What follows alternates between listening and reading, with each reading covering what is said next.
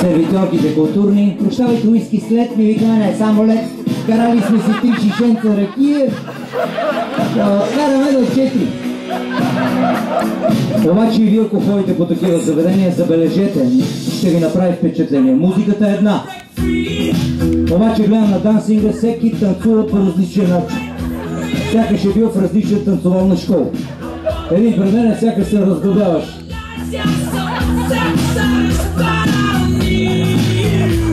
И си мислим толкова се разглоби напълно. И не го сглобим като хората, дали ще го приберат от дома, дали ще го познават.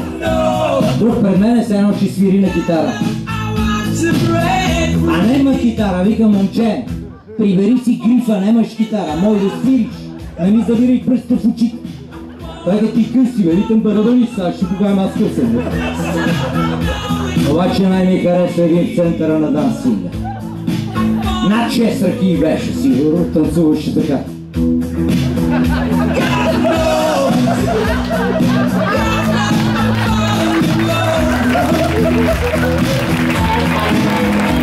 Чакаше да го припознаят от някаква сапаре, да го метнат и на другия ден да му кажат къде са били. И излизаме си и тинейджери. Къде е? Чичко си, дядко си нени, къде е по това време? Вика, как къде е? Обикаляме да никакви заведения. Елате с нас, ние сме на технопарт. Викам, като е техно, наши ни пуснат ли вам? Той е така се казва партито, ние ще ви вкараме. Влези, виж каква музика, каква светлина. Влизаме. И като ни удари една музика и светлина, все едно всички карат така на съкратени. И още слизането почнаха. И ние, защото всички правят така. Викам, децата, кога ще въртиме, главиме? Те викат кратко, парчето 30 минути. Не тръгвайте обратно, защото един вчера като вас тръгна и сега е в реанимация при доктор Мир. Минаха 30 минути и излизам отвън. И един набор вика на другия, то Галилео бил прав. Гледай как се върти земята. Само не сме учили, че е с така голема скорост. Щумба са си запазил в 4 в центъра на София в джаз клуб. Как ще стигнем, бе? Викам, тръгвам от коловръстното. Скъсяваме радиото и нацелихме в 4 часа джаз клуб. Влизаме, музиката като за 4. Насъпих сервитьор. Въобще не разбрах. Тихичко, по едно време диджея ни мерна и вика, здравейте! Гатанка! Какво ще се получи, ако кръскосаме Ендрес ми е български чалга певец? И викаме, не знаем. Анакондио! Печелите! Какво печели? Влезе една група от Перник, мъртво пиян. И един по-пиян от всичките и вика, спирайте музика, да. Няма да пиеме повече. Що? Детето ми каза вчера ли, завчера ли, ония ден ли, преди месец ли, 2 ли, 3 ли година ли, 2 ли, 3 ли, забравих. Майкъл Джексън умрел. Един от групата рече, на Шабан Шао, личи има ли му нещо?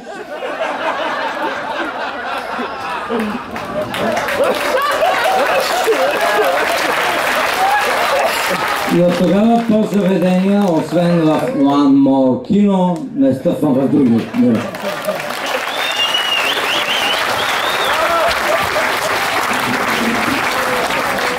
Взимам повод от твоята обиколка по заведенията.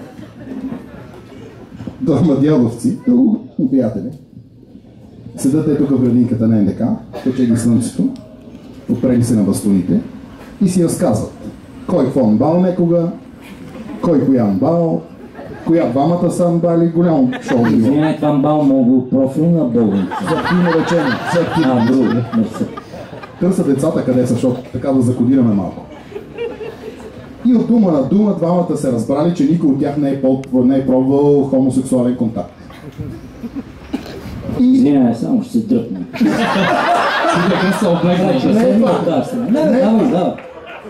Не, пробвал ти продължа. Двамата са си приятели от много време, що пък да не пробват. Трябва на другия ден. Пак тук НДК попрели се на бастуните. Мълчат. Що мълчат? Не знаем.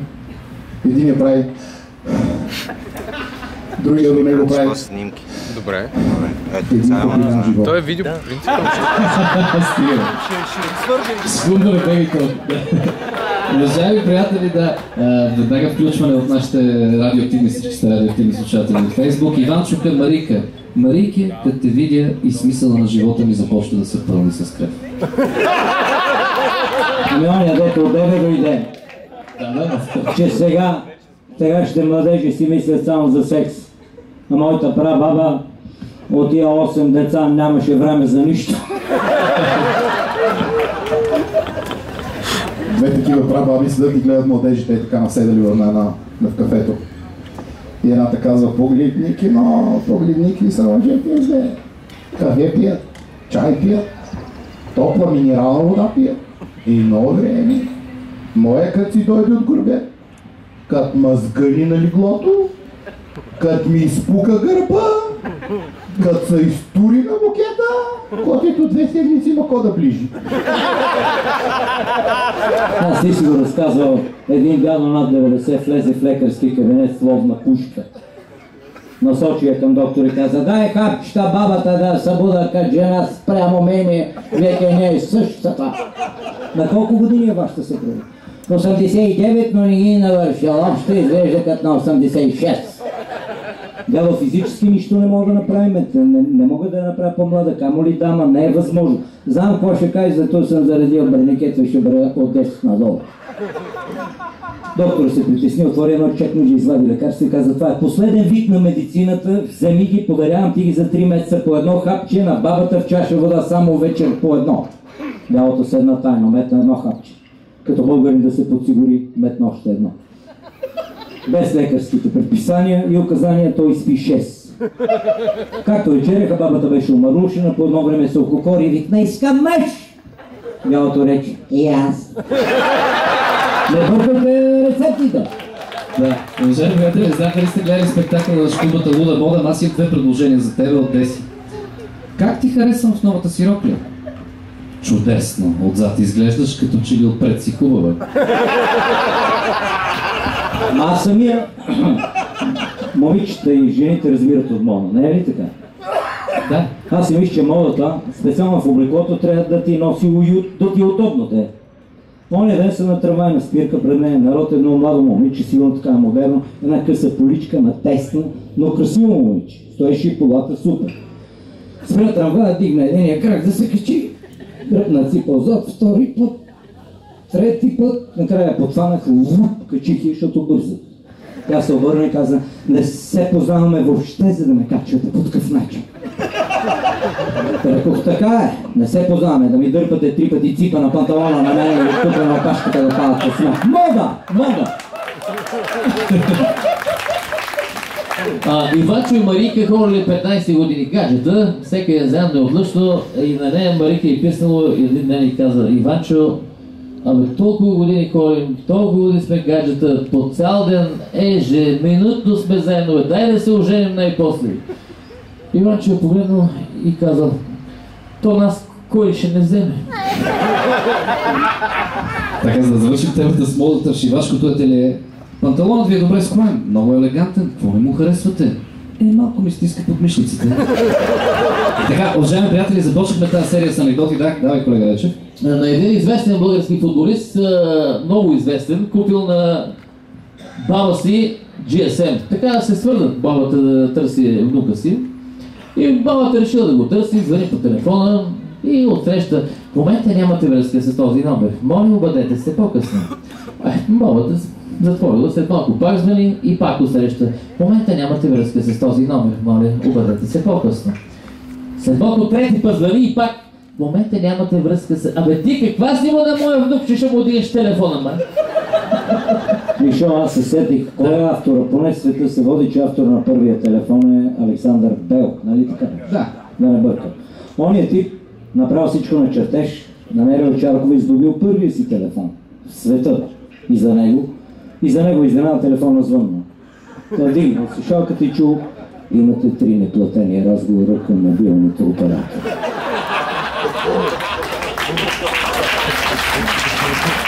Така, уважаеми приятели, надявам се ви подгряхам с малко анекдоти, сега сте на ход вие. така, докато канахме приятели за това шоу, чух, абе, тия какво ще правят сега тук на масите, ще си говорят глупости, ние само ще ги гледаме, не, и вие сте вътре. Нашите партньори от Пломари са тук, знаете, плачвате си едно узо и пасирането на тора е for free, така доколкото знам. Така че, аз сега... втори път опитвам, не знам дали е for free. Да, не, ти просто ще отвори сметката, то ще ти дойде сметката на тебе, това за нашите приятели става въпрос. Имаме една игра с вас. Малко сме променили регламента. Задаваме ви условието. Вие трябва да довършите анекдота. Така ще ви помоля да станете, уважаеми колеги, за да асистираме на нашите гости и на нашите приятели. Всеки, който има предложение как да довърши анекдота, нека да заповяда на сцената, да си го каже от сцената, на микрофона, за да не стане объркване, както в надпис. И така. Какво печели обаче нашия слушател, нашия зрител, нашия приятел? Аплодисментите ще измерят едно прекрасен подарък от Пломари, една бутилка с чаши специално за узо. Така че, първата задача, свързана е с футбола. Шкумбай, задай ти задачата. За треньора на националния отбор по футбол на Бразилия. Как се казваше? Фелипе Сколари. Фелипе Сколари вчера бил събуден от жена си. Ставай, вече е 8. Он е съмен, отвори очи и казал. Какво е казал Фелипе Сколари? Какво предполагате, че е казал? Някой има ли идея? Давай, села. Направо идвайте тук. Идвайте, за да не дойдем ние. За да не дойдем ние. Давай се. Не съм сигурен кой е Фелипе Сколари, но не е ли казал как 8 бе и сега беше 7? Добре, това е първото предложение. Някой, стой тук. Има ли още някой с друго предложение, какво е казал Фелипе Сколари? Айде би, има футболни фенове тук. Да не нагнетяваме напрежението, Мише. Давай, Шкумба, какво е казал Фелипе Сколари? За да... Казваме след 8 юли, но това не го е казал, да? И след това развил с Германия. Ще обявиме този ден в Бразилия, ден на отворените врати. Не, това е правилният отговор, не беше ли 7? Точно, уважаема. точно. Ето го и първия победител. Той знаеше верния отговор. Ето тук насам, колега вече. Ти си заслепен от прожекторите. Я да видим какво е това. Уза, Пломари. С чашки. Любимото ми, с 2 чаши. Поздрав там за цялата Между компания. другото, който пива Пломари, ако пивате Пломари, това е невероятно питие, е създадена 1848 на остров Лезус. Тук е нашия приятел Лъчо от фирма Пломари. Той получава подарък. 94-та пише. Откъде знаете? Къде получавате подарък? Браво! Има един, който следи какво става. За Лъчо, специална награда на мъжа, който организира тая наша Тук среща. за Боян, да. За Боян? Мафия! Мафия, да. Не е мафия, ние сме го написали, значи един чете и един слуша какво стана на сцената. Бояне, благодаря ти. Добре, уважаеми приятели, бързо намерихме отговор на първия ни въпрос. По-нататък ще имам още въпроси, надявам се да бъде по-завързано. Шкумба, ти така, има една много тежка история свързана с тебе от живия живот. За чужбина. Да, беше обявен за почетен консул в Канада, стоя там, връща се, пътува. Аз сутрин... Впоследствие разбрах даже, че ходиш всека сутрин на работа. Да, вечер си идвах в България. Сутрин се връщах до Канада. И слох с 7 часовата разлика. Работех 31 часа в денонощ. Но имах карта безплатна за бензин, защото си пътувах с колата. Много ми беше тежко. Но беседвайки се с чуждеците, се обърнахме сега към БАН. Те са Българска академия на науки. Защото он ден Миро вика, какво е БНБ? Викам, било някога банка. Дано не се стига и до там. Дано не се стига и до там. Но... Поздрав за Нина. Не, защото като казах банка, ще продължа, но един дилър на една банка сигурно ще отворят на 21-ви. Няма да казвам коя банка. И кой 21-ви? Бил накаран от шефа си Няма да уточняваме, дали се разбрахме, за да не правим реклама. Казал шефа на банката, на главния си дилър: в България искам да почивам тази година на моренцето, иди, искам да ми е тихо, да съм сам, иди. Он е изпълнителен, отишъл, видял разкошен хотел и казал: невероятен хотела, но много хора вътре, с резервации. Плащам утре да ги няма, шеф иска да е сам. Излезе отвън и каза: това какво е горе? Чайки ли са, чапли ли са? Какво е това, дето крещи? Чайки, господин, човките стих. Или торкови капи. Плащам, искам тишина. Слезна на брега и казва: това какво е? Това не е пясък, това е чакъл за бетонов възъл. Искам го ситен. Ама плащам. И вълните не така груби, утре ги искам не. Искам ги. На другия ден дошъл шефа, застава на брега и казва: природа. А той говореше, че парите били най-важното нещо. Тук много важна консултантска серия следва сега. Да. Спирам, сега започвам. За хората и консултантите. Добре. Да започнем. Да, почваме. Почне се. Добре, готов ли си? Да започваме за консултантите. Заека, тичел, ще ползвам чуждица, фриволно, месец децемвър, студа, 150 вълка го заобиколи и казали: гладни сме. Не ме яще, момчета, 2 месеца не може да си изчистите костиците от зъбите и няма да се нахраните. През Баира да ви заведа има кошара, 800 агнета, няма овчар, няма кучета, вашите. Водини. Тръгнали, Заека взел да скача все по-високо и по-високо. Един от вълците се река: това хитър ще ни избяга, и го изяли. И чули.